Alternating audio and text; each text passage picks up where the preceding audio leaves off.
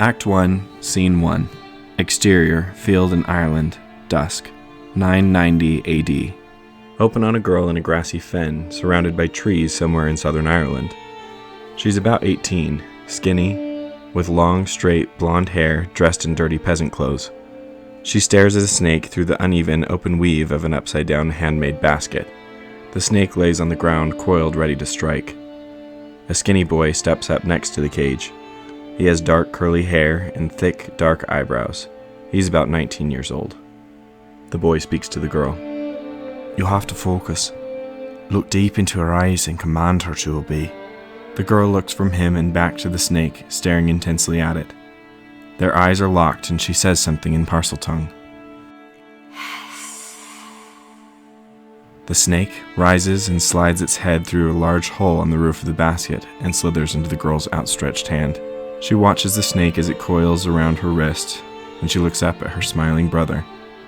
He looks off across the field at a shack more than 100 meters away, and behind that, a pillar of smoke rises from within the trees. The snake in the girl's hand hisses and the boy glances at it, causing it to transfigure back into a small dagger. The boy takes the newly transfigured dagger and sheathes it at his hip. The girl's attention is stolen by something flying above the trees in the distance. The figure flies closer, revealing it to be a man on a broomstick, waving his arms and hollering toward them something indistinguishable. Then the boy catches a glimpse of the mob making their way into the large field from the surrounding forest. The torches of the mob are seen pouring out of the thick trees, headed toward the shack. The boy grabs his sister by the hand and pulls her along as they run into the trees to hide. Once they are properly hidden, both stop to watch, panting frantically. Cut to the small shack in the middle of the field as the mob approaches. Sounds of the man on the broom faintly trying to warn someone to stay in the hut. Serena, stay inside. A woman has just emerged, hearing the ruckus as the mob members near the hut. Seeing the mob, she heeds her husband's instructions and goes back inside to barricade the door. We have to go to her. You know the procedure. He told us to wait here. Cut to the broom rider shouting from his broomstick as he aims his wand down at a man approaching the shack. Avada Kedavra! A flash of green light emits from the broom rider's wand and collides with the man on his way to the hut. The man instantly falls to the ground dead. The mob cries out and begins slinging rocks at the wizard. He continues to fire spells at them and block their shots. The mob has penetrated the doorway and a woman can be heard struggling and then screaming as the men breach the shack, while a few archers and stone slingers fire at the broom rider. Distracted by her screams, the broom rider is struck in the neck by an arrow and falls off his broom to the ground below. The fall alone is high enough to kill him. Cut to the faces of the two watching helplessly from the trees. The girl gasps and covers her mouth with her hands. The boy watches in shock and disbelief. The men emerge from the hut and the woman has stopped screaming. They set fire to the shack and it goes up in flames in an instant. The two continue to watch from the trees as the men walk back the way they came, dragging the broom rider's body with them as they go. Stay here. Panicked, she grabs his arm. You can't leave me. I can't leave her. The girl lets him go. Stay. He stands as her eyes well with tears. He makes his way through the trees out of sight of the mob and kicks down the back door and covers his face to dive into the burning shack. Inside the shack, the boy tries to cough out the smoke that instantly fills his lungs. He twirls his wand in a circular motion around his head, conjuring a safety shield that keeps the smoke and flames repelled at a safe distance. He looks around and sees the woman now tied to the center support beam, her back toward him. A few ropes lashed tightly around her limbs and torso hold her to the center beam, leaving her feet dangling above the ground. He runs to her, and as he pulls at the ropes around her wrists tied behind the beam, her hands grip his fingers gently to stop him. He moves around to face her and sees a pitchfork protruding from her stomach. A rope has been pulled across her face, pinning her neck in a painful position. She struggles to keep her eyes open, and the angle her head is pinned in makes it difficult for her to look at her son. The Hollow. You must take Selena to the Hollow. It is Coven in the West Country. There is a place for the both of you at the Pilgrim Staff Tavern there. Her eyes glance downward at the small chain she wears around her neck, then back to him. Take it. It belongs to you now. He gently removes it from her neck and holds it tightly in his hand. Wear it so she does not see me like this. I never wanted to keep secrets from her. From either of you. I only couldn't find the words. Tears roll down both of their cheeks.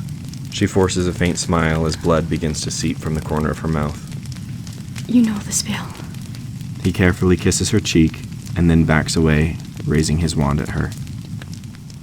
Cut to the girl's face as she watches anxiously from the trees. A flash of familiar green illuminates her face, and the realization immediately shows in her eyes. The boy emerges from the hut and walks slowly back to where his sister Selena waits in the trees. All the while, he avoids her questioning gaze. He softly takes her by the shoulders and turns her away from the fiery scene, keeping his eyes locked deep in the forest. She looks up at him, struggling to read him. Then she notices the locket he now wears around his neck. She looks at the serpentine S inlaid with green stones, knowing this to be the reason she cannot see into his thoughts. The two walk silently into the trees together, and the girl looks back over her shoulder at the shack she once called home. The shack continues to burn behind them, the blaze growing stronger and stronger until finally the shack crumbles, spewing more sparks and smoke into the twilight sky. End scene. Act 1, Scene 2. Exterior, forest, night. Cut to the brother and sister walking through the forest at night. They wander toward the unknown coven called the Hollow. As they walk in the darkness through the trees, they hear horses trampling behind them. Selena looks back toward the noise and fear. Her brother pulls her into a run. The horses' hooves are getting louder, and the glow from the torches is getting brighter. The brother quickly pulls her to the other side of a fallen tree, and they crouch down to hide behind it. The three horsemen come to a stop not far from them. The brother and sister silently wait behind the fallen tree. One of the horsemen can be seen searching with his torch. The boy readies his wand, looking to Selena as she does the same. He taps his wand in the air to signal the counting 3 beats. 1, 2, 3. The two of them jump up, firing spells at the men. Avada Kedavra! Bingo! The tree next to one of the riders is hit with the girl's curse, splintering in a fiery explosion. The horses rear and squeal. The rider drops his axe, another falls out of his saddle. The last is hit in the chest by the flash of green and falls to the ground with a thud. The only rider still astride his horse kicks the horse into a frantic run away from them. The boy points his wand at the nearest of the 2 horses, and it comes to a magical stop and trots back to them. Selena has matured 10 years in the last few hours as she confidently climbs on top of the fallen tree and aims her wand at the rider that got away. With a menacing glare and an eerie mastery of self, she whispers, Avada Kedavra. The jet of green light flares through the trees, colliding with the man, and he falls off the horse as it runs on without him. They both walk calmly toward the man cowering on the ground. What shall we do with this one? A pause as her brother bends to pick up the man's axe. The same as it has done to us. He looks down at the man and calmly says, Raise it against that tree, won't you? Selena readies herself, and with a swish and a flick of her wand, she lifts the man by his ankle. Kicking and screaming, she positions him with his back against the burning tree. Incarcerus. Ropes erupt from his wand and bind him tight against the tree trunk. The ropes continue to constrict and constrain him. The man's cries of agony continue. The boy does not ease up until one of the ropes finally snakes its way across the man's face, bending it in the same uncomfortable position that the witch hunters left his mother in. Selena casts a charm to quiet the man's cries of agony. Silencio. Instant silence other than the crackling of the burning tree and the sound of the man's feet struggling against the bark in his bonds. The boy chokes up on the axe and advances on him with an aggressive swing. Cut to a new shot. Show Selena holding onto her brother's waist as he holds the reins of the horse he enchanted to return to them. They each take one final look, and then he turns the horse away from the fire. Selena's eyes can be seen just over his shoulder as they ride. What are we supposed to do now? A long pause as he glares forward into the forest. Salazar? We find the hollow. He kicks the horse into a run and they gallop out of frame.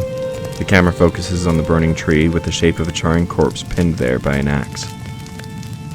The camera lifts into the sky rapidly to reveal the title.